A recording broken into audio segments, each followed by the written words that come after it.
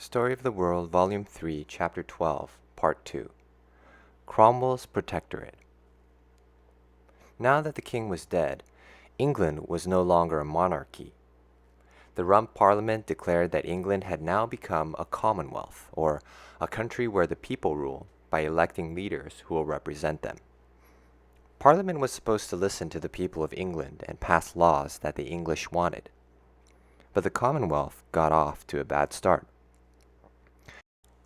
Many Englishmen and women hoped that Parliament's first action would be to reform the courts in England. It cost a tremendous amount of money to go to court, and the laws were so complicated that most English citizens had to hire expensive lawyers to help them. Only rich people could make full use of the courts. But most of the members of Parliament were lawyers who liked the laws of England just the way they were, complicated and hard to understand. And although the Rump Parliament was supposed to dissolve itself so that new leaders could be elected by the people, it never did. 4 years after Charles I was executed, the Rump Parliament was still arguing slowly about whether or not English laws should be changed. Oliver Cromwell was fed up with Parliament. When one of his generals suggested that Parliament should be made up of hand-picked men rather than elected representatives, Cromwell agreed. He and his Puritan friends decided that England's government should be an assembly of saints, men who agreed with the Puritan cause. So Cromwell marched into the Rump Parliament with his soldiers from the new model army behind him and declared it dissolved. "You have sat here too long for the good you do," he shouted. "In the name of God, go." The soldiers drove the members of the Rump Parliament out at sword point. Just like Charles, Cromwell had used an English army to threaten other Englishmen. But Cromwell believed that his use of force pleased God. "Perceiving the Spirit of God so strong upon me," he remarked later, "I would not consult with flesh and blood at all." Note: by flesh and blood here, Cromwell means other people. Now that Parliament had been dissolved by force, Cromwell and his army generals appointed a new Parliament, made up of 139 men, quote-unquote, fearing God and of approved fidelity and honesty. This Parliament became known as the Barebones Parliament, after one of its members, a Puritan minister named Praise God Barebones. It was also called the Nominated Assembly, because its members were handpicked or nominated by Cromwell. Cromwell still called England a commonwealth, but now it was being ruled by his own handpicked men, not by the people of England. 6 months later, this nominated assembly of men loyal to Cromwell passed a new bill. This bill announced, "Parliament now gives all of its powers to Oliver Cromwell to act on behalf of the people of England."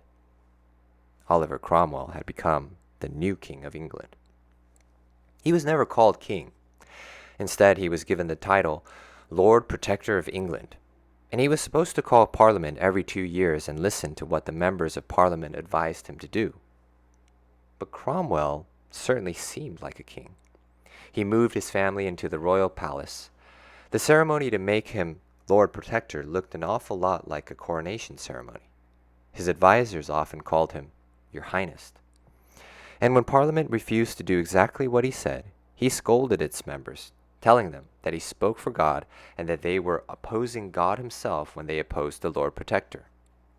"I undertook this government in the simplicity of my heart and as before God, to do the part of an honest man," he explained. "I speak for God and not for men." When Parliament continued to oppose Cromwell, he announced, "I think that it is not for the profit of England, nor for the common and public good, for you to continue here any longer. And therefore I do declare unto you that I do dissolve this Parliament." Cromwell had the power to dismiss Parliament and the power to rule England as he pleased. But his power didn't make him popular. He directed his soldiers to break up all of the royal regalia used to crown kings, such as the crown, scepter, coronation ring, and bracelets. And even though many Englishmen had hated Charles, they also disliked seeing these English treasures destroyed.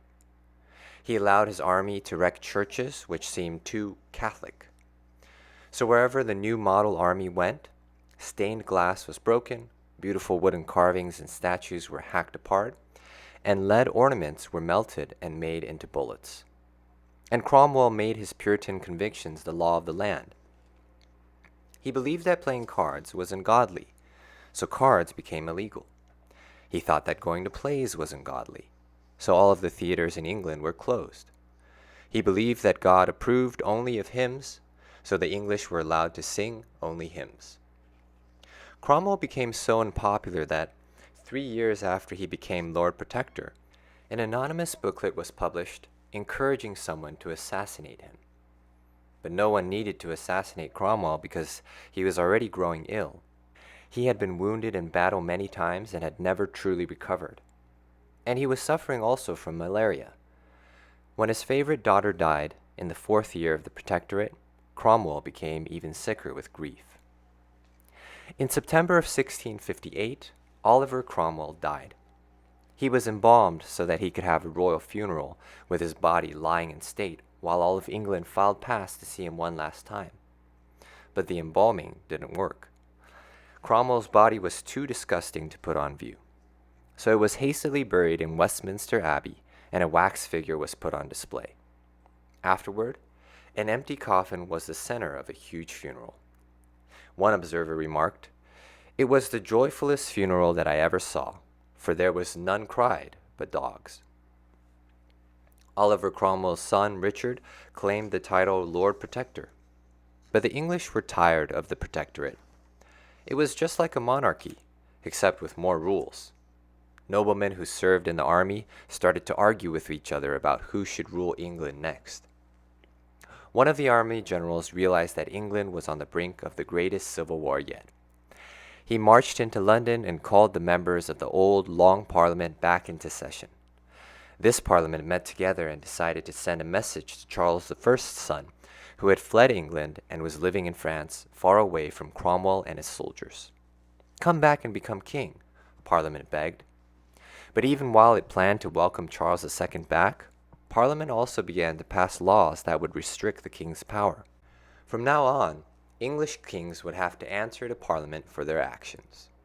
On May 23, 1660, Charles's son, Charles II, returned to England. The English, tired of war and Puritan laws, welcomed him with cheers of joy. The years of the Protectorate were over. The king was back.